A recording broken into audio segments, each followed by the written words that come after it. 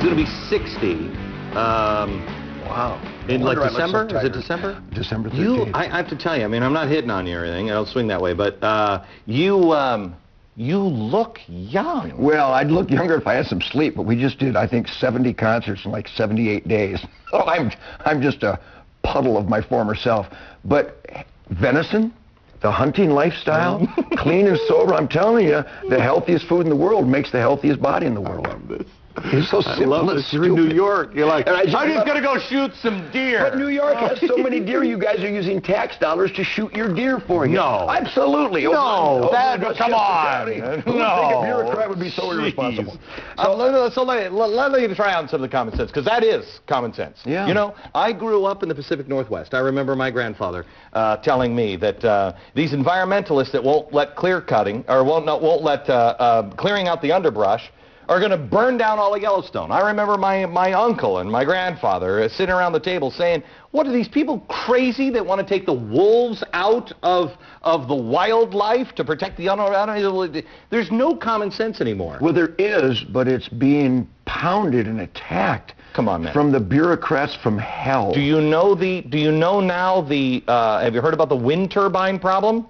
Which one? Okay. There's a whole bunch of them. You can't put any of the power lines, the transmission lines, across any park, so now we can't get the power from the middle of the country. But so let me see if I get this right, if I can interpret this. So we the people who own the park, because national and state parks belong to we the people. Well, some places in and the we UN. the people are looking for energy, but we the people have some punk interfering with the production of our clean, environmentally friendly energy over our ground to our families. Yeah. I want to find this punk and I want to beat him up. Now let me tell you this. Here's the problem. Can I borrow a pitchfork? Not, yes, you may, I need sir. Here's the thing that the new thing is. It's not just the parks now. It's the bats are dying because the wind turbines change the air pressure and it collapses the lung of a bat, and so now you can't use wind turbines because bats are in danger. Glenn, you want to write this down? My name's Ted Nugent. Yes. No, it's not. It's not true. Just like the spotted owl need X habitat to produce in, lie. Does it? Dirty lie. And if a few bats blow up, have at it. I got some garlic and butter if you're interested. Bottom line is, that's driving me batty. Yeah. If I may. It's crazy. It is absolutely crazy. What you're talking about is Fedzilla. You're talking about the bloated, gluttonous, slovenly, irresponsible, excuse-mongering Fedzilla that's out of control and spitting in the face of people at rush hour. You know who people in rush hour are? People have an alarm clock. People who are productive. People that bust their ass to be the best that they can be. And they're getting up early and they're groggy, but they're getting that car and they're going to rush hour because they're going to work. Fedzilla doesn't like those people. Barack Obama doesn't like those people because we want you to be the best that you can be. But if you get too good, we'll take your profits. So I'm waiting for Barack to tell me where the ceiling is about excellence. Where does my excellence stop before you start taking my profits? Everyone knows. They just came out with a deal this week that Medicare, it has 31% fraud. 31%. Fraud. I can't tell you one thing that the United States thinks, the citizens think the government does better than the private sector. Not one damn thing. It doesn't exist. It doesn't exist. It doesn't exist. Everybody knows it. If I was guilty of 31% fraud in my guitar tour, I'd go to jail. You'd go to jail.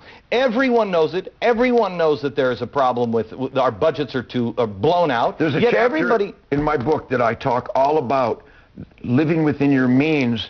I mean, but nobody wants to. Well, I think you're right. The credit card debt. I mean, I got to tell you, I'm a frugal guy. I work really hard, and I make a good living, and I always have. But I teach my children, you don't buy that. You don't get bling bling until you take care of the basics. Yeah. You don't get stuff until you don't buy food and then let it go bad and throw it away. You don't let the water run. I mean, I'm an old guard guy. You leave a room, you turn the lights off. When you leave the house, you turn the water heater off and you turn the temperature down. And during the springtime, you plant trees, so this winter we can cut wood. I literally have a forest. I'm the only real environmentalist that will ever sit at this table with you. These 10 digits of rhythm and blues doom have planted over 100,000 trees. I won the conservationist of the year. But then why do you hate trees so much? You cut them down to burn? Because I love heat in December. And guess what? I produced it. So what is my carbon footprint? I'm so into the positive you can't even measure it, because I balance the deer herd, I minimize the agra orgy out there. You know, that's why I wrote this book. If I can be an asset to you, I'm an asset to you. I've never taken from you, I'm here giving for you. I'm an asset to my neighbors, I'm always there for them. I'm an asset to America, this tax bill, that ain't an asset, I don't know what is. I'm an asset to the environment, I plant trees every spring. I manage wildlife habitat and I reduce the deer herd. Do you know that botanists from university come to my fen? I own a fen. I don't even know what a fen is. Like a swamp, but it's cuter.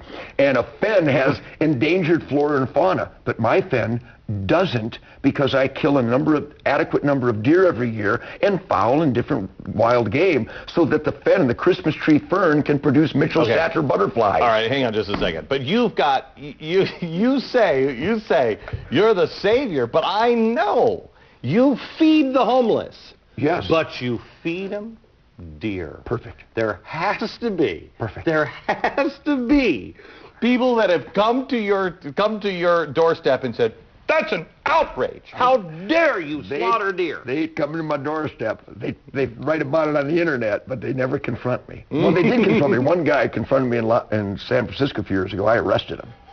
I took him into custody. It was beautiful. Citizen's arrest? Well, not really. I'm a sheriff deputy, so... So wait a minute, what did you arrest him for? I arrested him for, he told me that next hunting season he would be there to kill my family and I, and we could see how that feels like. Thump.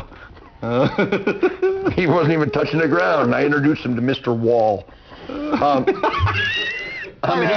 just say, hang on just a second. If that was you, you're dumb as a box of rocks. What are you doing? Do it to me, not to him. All my critics are stoned or deranged, which is just beautiful. They look like Michael Moore or smell like him. So I got things under control. That's why people call me an extremist. I'm autonomous. I understand that I declare my independence every day. They don't like that. They don't like that. And you know what? The more they don't like it, the more I do it. Because what I do is the right thing. Yeah. And anybody has a problem with that will be hurting tonight. Okay, coming up, more with Ted Nugent and a look at his new book, Ted, White and Blue. Coming up.